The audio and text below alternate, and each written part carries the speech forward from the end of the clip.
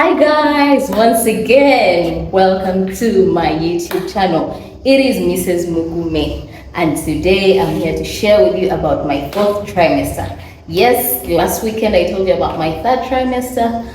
From the beginning, I've been doing a series of, my pregnancy journey because I feel like it's gonna help someone out there, probably a woman pregnant at the moment, because I face so many challenges, but I also face so many beautiful things. But then I don't want it to be a selfish feeling. I want to be able to express it more through extending it to my dear husband, and that's why I've come up with the fourth trimester. Yes, so many people never tell us about this, but the first 3 months after having a baby, they come with a roller coaster. Oh my God. My husband is here. Honey, please join me today for my fourth trimester. I actually promised people that you would join me for my fourth trimester. I want you to share how it feels to be a first-time father. I've been sharing about first-time mom. Okay, cool. That's okay? So we should sit somewhere? Okay. So we are going to sit somewhere, and then I will ask Mr. Mugume what was his experience like. He's always interviewing people. This time,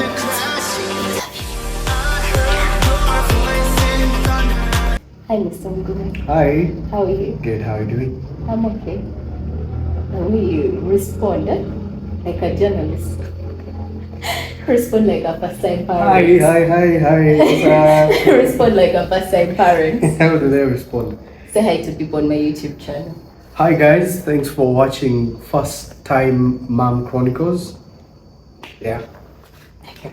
So babe, I've been doing a series of, about the pregnancy journey.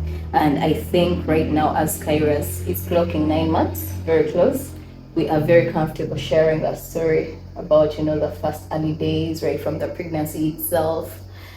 And from your side, because I've been sharing with people how it has been for me, but I can't know how it has been for you, So first of all, how are you feeling now that you're a first-time dad? I think the feeling keeps on growing over time. As the baby grows, you keep feeling differently. The feeling keeps changing. It's the joy, it's the happiness, but like at different levels. The first early months of Cairo, so he was little. Let's first rewind back before Cairo was born. Yeah, you asked me how I feel now. Okay. So the feeling keeps changing. Like the first early months, it was like strange. Like you don't know how to feel. It's like joy, but you don't know how to explain it. As he keeps growing and keeps like making progress in terms of like what he's able to do as a child and stuff like that. Also now the happiness like keeps changing, but growing like at different levels. The kind of joy I had at like first month is not the kind of joy I have like now when he's almost clocking 9. So yeah, that's how I feel today. Yeah. Which means you have a lot more joy right now than even before, and you can explain it. Yes. I'm glad we didn't do this earlier because I kept on asking you. I remember about 2, 3 months, 4 months. I kept on asking you, how do you feel? Yes. Oh, by the way, my husband is that kind of person. Yes, he's a gentleman. It's my love.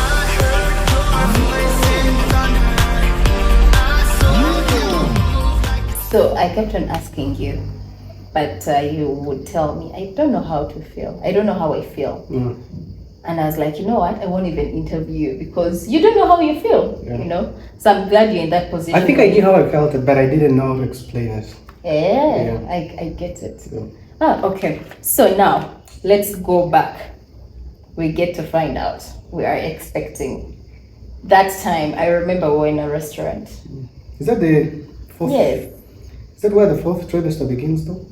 No. We are going back to the beginning of the journey itself. Briefly, before we get to after Cairo was born. Okay.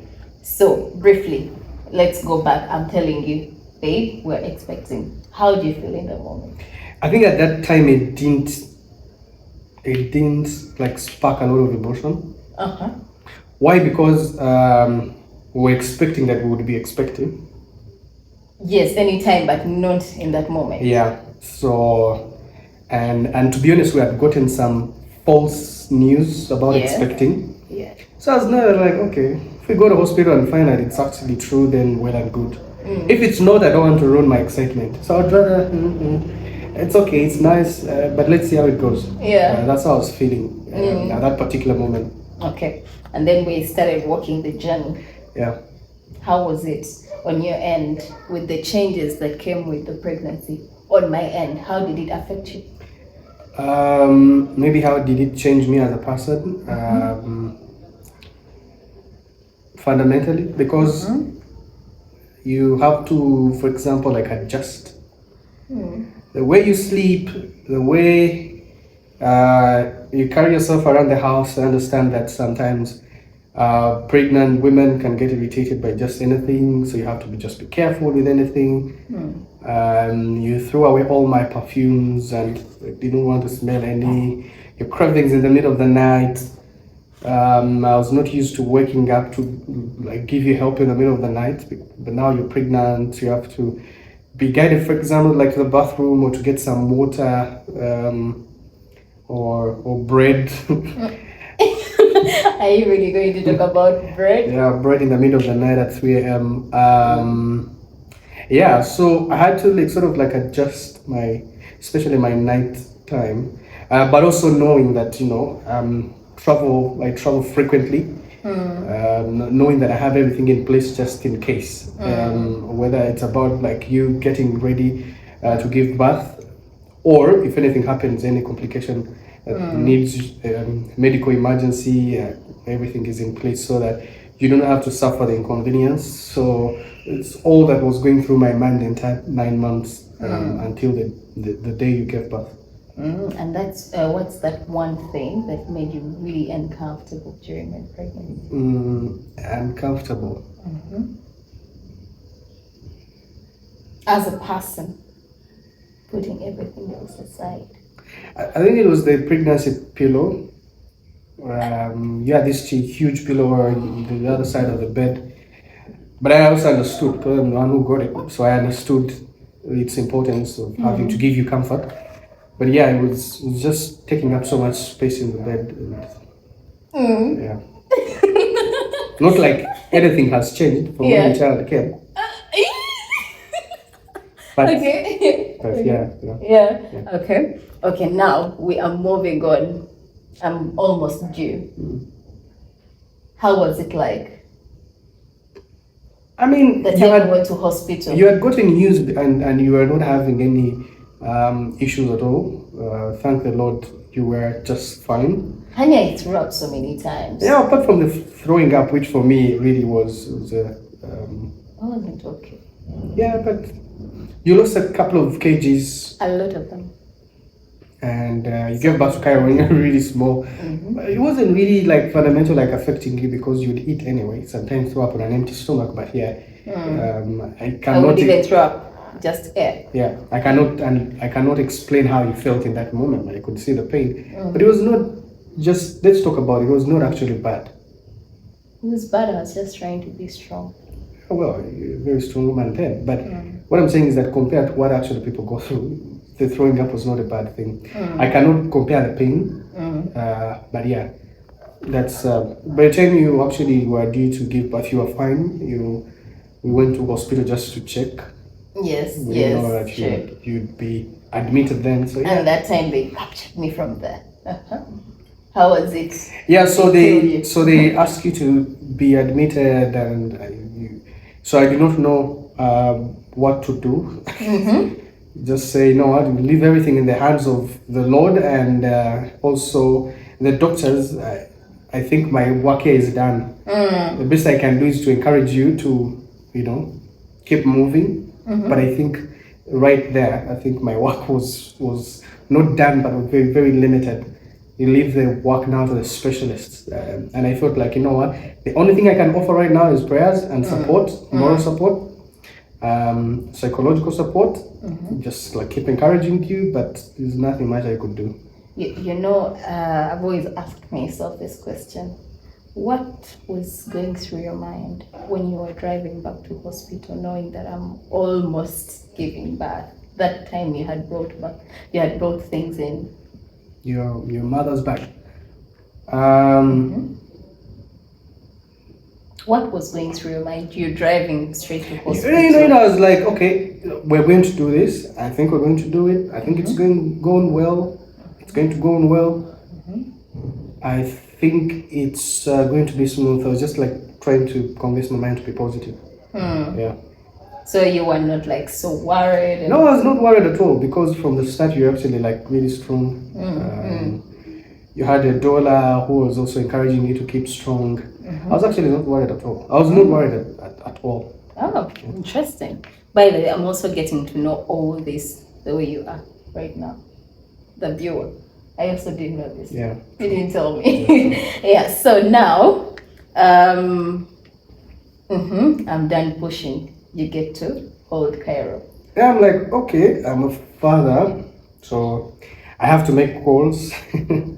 Let the people know. But it's like this little human being in my hands. Very little. Like, what's the next couple of months going to look like? I think right there, what you're thinking is everything fine? Yeah, like you holding him in your hands and looking at him. So what you're thinking is everything fine with the baby and the mother? Trying to do double checks with everything. The doctors are telling you, okay, this is fine. Okay, how is the temperatures? Okay, how is the ABCD? And I'm wondering, like, okay, so like what next? Like, is it the time where baby's breastfed? Is it the time where just all over the place? At the same time, you're excited, like, okay, something in your mind is reminding you now a father, like, okay, like, but what does it mean? Yeah, I think it didn't sink in that moment. No, Took a while. The sinking in to know that I'm actually a father has been in phases over time. Yeah. The first time Cairo smiled is when it sank in, like, okay, he's smiling to me because he knows you and father. Okay. Yeah. But yeah, so the singing in was actually in a way that is it was gradual. Yeah, it was gradual. It was not instant. Okay. But that was a moment of confusion at the same time, Joey. Never had my head confused at the same time, feeling happy at the same time. Yes. Feeling like, what do I do now? By the way, I remember I could not breastfeed in that moment. Yeah. And you were moving around. You were the master of formula. Yeah, I was like mixing the powder. By the way, my husband could mix that. I didn't know how to mix that till like 2 months. Yeah. Could never mix it. So in that moment, you're mixing it. We had people around. Yeah. It was a whole weekend, right? Yeah. Yeah. So we had people around. You have a moment to yourself. You also have a moment to like see all these people. What is Mr. Mugume in that moment? Like what is going through? By the way, I wanted to go through your mind in that moment. Every time I looked at you off that bed, I would be like, what is my husband thinking? So now I've gotten you, and I can ask you. What was I feeling? I can't remember. But just to make sure you guys are fine, there's enough warmth in the bed with all the duvets and everything. Mosquito net. Also trying to actually make you feel comfortable, because it was also a new experience for you. Yes. At night, make sure that when the baby cries, I'm awake to like help you breastfeed him, hold him, change the diapers and stuff like that. Yeah, I think for me now, like, responsibility kicked in and said, okay, this is your responsibility. You can't sleep.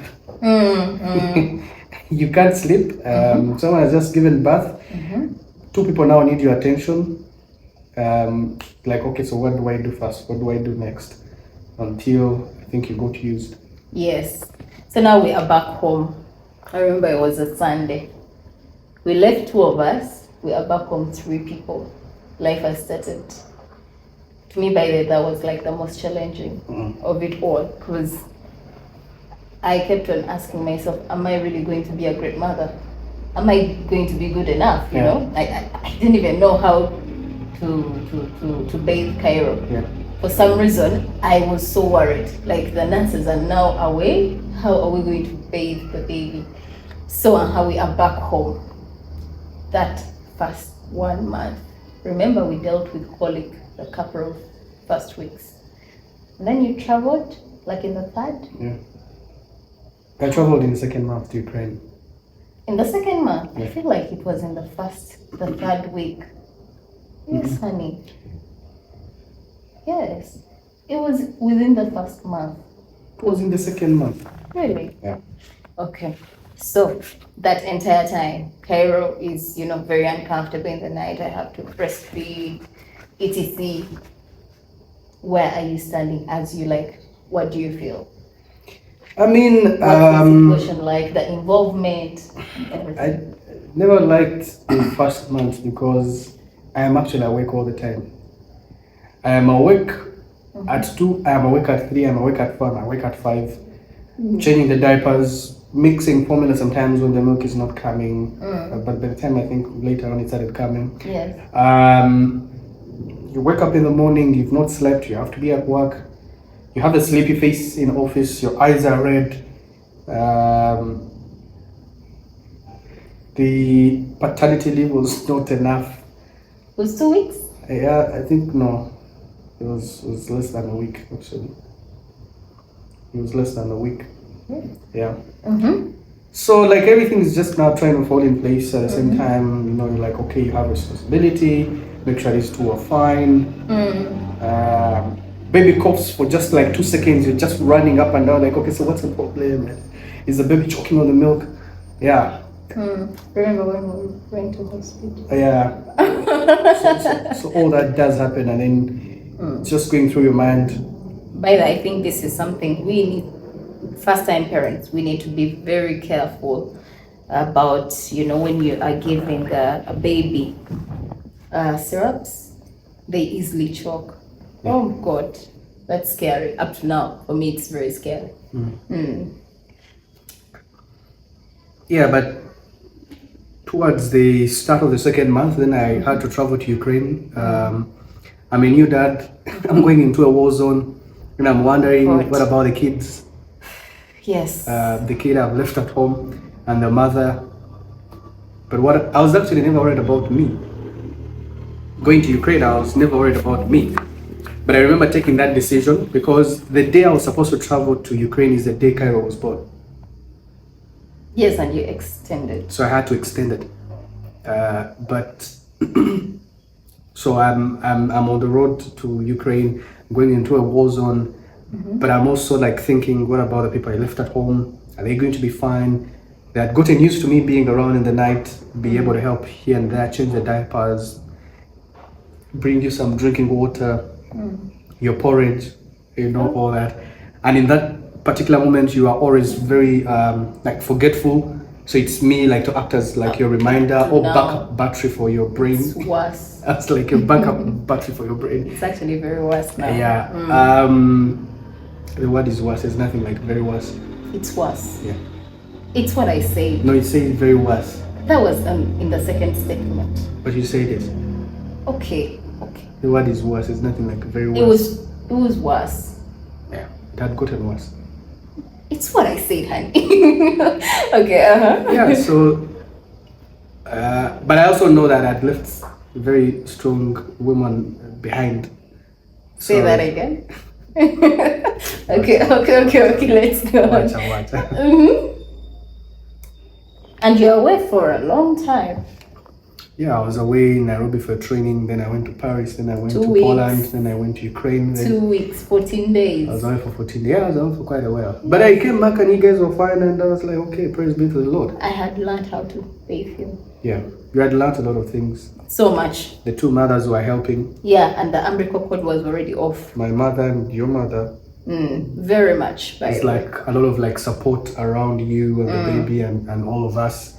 And so people were actually there to make sure that you go through that. That's true. You had a lot of support around you, that as much as I was worried, because I'm not going to be with you in the bed when you're sleeping with the baby or waking up at 3 a.m., but I was not much worried. But can I ask you something, baby? Did you notice or realize that I got postpartum depression? Yeah, I did. You did? Yeah, I did. At what stage? I think 3-4 months with the baby. No. No. You got it right away? No. It was somewhere there. Yeah, that's why I said. So you didn't realize that there was any change from when you returned from Ukraine? You got the depression when I was away? Right from that time, yes. It was so hard in the night. Yeah. It was very challenging. I can imagine, but... Because I was staying awake alone.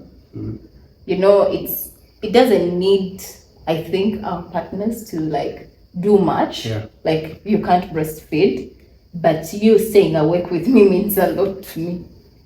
I think that's something that, like Ukraine, immediately got me into the postpartum depression. Oh, I didn't know. You never told me. Well, I'm also getting to know so many things you never told me. Okay, so now we are moving away from, the first 3 months. You're learning your baby's behavior. How was your connection, by the way, with Cairo? My connection with Cairo was actually great. He would wake up in the morning. Go. He doesn't cry a lot. He's not a crybaby, yes. So I wake up in the morning. I really barely slept. Wake up in the morning. He's done breastfeeding and he wants to sleep. Oh my God! I didn't talk about this. What? Anyway, talk about it. What?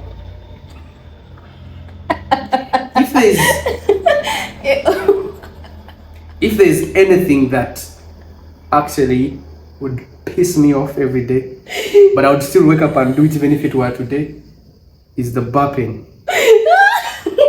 So you don't want the baby to get colic. After she's done breastfeeding, you have to hold the baby on the chest, even if it's at 4 a.m. You've just gotten the first ounce of sleep, and then you have to burp the baby. Oh my God! Sometimes you wake up like. Yeah, now I just like tap on his back. 1, 2, 3, 4, 5, 6, And you're like, 7, 8, honey, 9, 10. he just burped. Like he's burping. Sometimes I would also lie. So he's done burping. He's just like, oh my God. Oh. But that? Burping. Yeah, Jeez. that was something. And I remember like, because you have to be like real straight up, and Yes.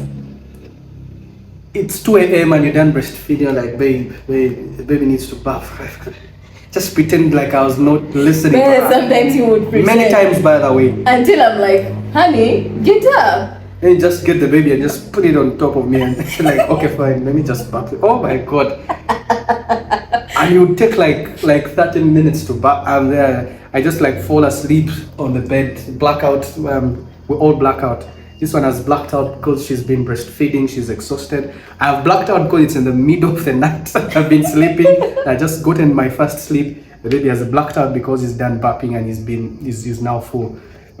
So I woke up like 30 minutes later and I was like, okay, now I have to go around the bed with the baby and then put the baby to sleep. Yes, in his bed. And then come back and then keep making sure every after maybe, I don't know how many minutes you're not.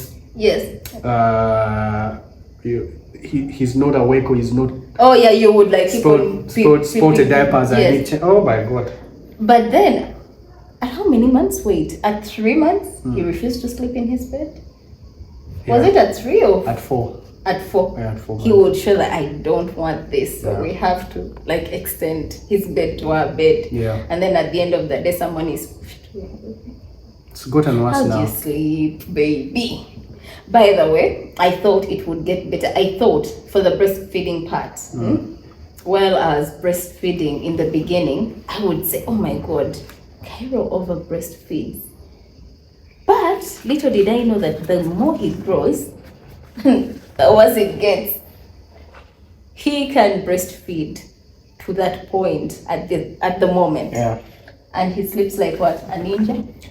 A ninja Toto? No, I think he sleeps like he has gone to taekwondo classes or something, because because he sleeps at 1 a.m. Yes. At 1 a.m. he's in the north. At 2 a.m. because I have to wake up to check if everything is fine, he's in the southeast. At 4 a.m. by the time it gets to 7 in the morning, He's upside when I have to down. leave home, he's like at the extreme end of the. You're wondering, wow, that's such a creative way to sleep. But it's so beautiful. Yeah, it's nice, it's lovely. Nothing is so But I think like it. I need to confess this, that when he started growing and he was no longer fragile as he was then, I think because I'd lost a lot of sleep, I'd just, say, I'm sorry, I'm not going to wake up in the middle of the night. Because of 2 reasons. 1, I don't have the boobs. 2, I don't have the breast milk. Yes. Yeah, so I made a decision to say, I'm so sorry, but if you're going, you have to keep awake because you have to breastfeed the baby. I think that my keeping awake might not change much. It used to change much because in the first early months, I'd have to change the diapers and you exhausted. Yes. But you also What recovering. happened to changing the diapers now? I still do. Okay. Yeah. Okay. Yeah. No, but it was important for me to give you at least more support because you are also healing, Yes, true. and I understood that you were healing in the first 30 months. But later on, I actually discovered that my keeping awake fine might give you the morale, but this is something you're going to do for a whole year. And I'm sorry I can't keep waking up for a whole year. Guys, ladies, when you decide to conceive, make sure you love it. So I don't have the boobs. I'm not going to be awake. I'm needed at work at 7:30 in the morning, which means I have to leave home at 6. I can't be awake at 3, at 4, at 5, and then be able to wake up at 6. You on the other hand, I'm going to be home taking care of the baby and making sure that What you're time did I recovering. resume work? You resumed immediately, actually. I was already working from home. But no, I made a decision and said, I'm sorry, I don't have the boobs and the milk. Guys, He who has it must suffer the consequences. honey, anything else you would love to tell people? Because we are running out of time. Yeah, I think one thing for the first-time fathers, you need to keep reading your baby mama's or wife's mind all the time. You might not be in the right position to be able to, one, recover quickly, but also to resume their kind of life that they used to live then before the baby came in. It's important that you keep observing them. Don't you think So the changes. But you asked me to give a message. Now you're telling me I've skipped something. Let's go on. Huh? Let's go on. What No. have I skipped? No, you're life changing. What you're giving advice to others about. Yes. No, your life changes, and you will not know when it changes, but it will change within the process. Your life will change, and if you're not ready to adjust to the change, I think it might destroy you. Badly, by the way. Really? Yeah. It might destroy you because I think it was important now that you were lucky. You had a couple of people you kept on talking to over time, and we kept on observing each other. But as a young father, first-time father, your life actually changes. You take a while to understand or accept or acknowledge that you now have a bigger sense of purpose and responsibility. It takes a while, but when it kicks in and you try to resist it, might destroy you. When you are doing work or whatever you do on a daily, your sense of purpose is at a certain level. When family kicks in, that sense of purpose and responsibility grows. Okay. The trick is to know how to adjust to that change. And when you realize it, the earlier the better. And don't try to resist it. It's what it is. It means taking off so many things for you to be there in that moment. It is important that you do. even means to adjust in one way or another. It could be about your finances, could be about your time, could be about you being there, it could be about so many things, even shedding off some activities that you used to do for you to just understand and take off time to accept. Then it should be that. I've had so many stories from different friends, people about when the baby keeps on growing. I'm talking about from like 6 months, because then they are very active. It becomes a bit chaotic. Let me call it loud. Yeah. Like home becomes loud for a man. Yeah. And for some reason, of course, the woman is so much taken up. The baby this, the baby that. So at the end of the day, a man feels like, okay, they are not needed in a way. Like they don't belong. They feel empty. I think you're trying to go around. I think you're trying to go around this thing. No. Or you just say the way it is. I've had it from friends. You just say the way it is. As in, you're how beating around do the you bush. feel about that? You're beating around the bush. No. Do you have you gotten to that place, or it's different for you? Well, I think I'll be able to share that maybe another time. But what I can say briefly is that life changes for you. You have your wife. There's another human being competing for attention. And you're used to some kind of life, like me and you, the way we're used to each other. But there's some other kind of person who is competing for the same attention. And unfortunately, the attention is not going to come to you. Wow. Okay. Unfortunately, you have to accept. Guys, that was it for today. I really need to stop here, baby. Thank you so much for creating that but time. people need to know.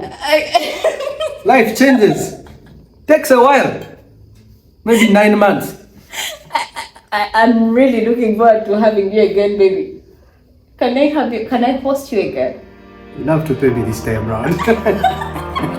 Guys, till next time. Take care. Bye-bye. Bye.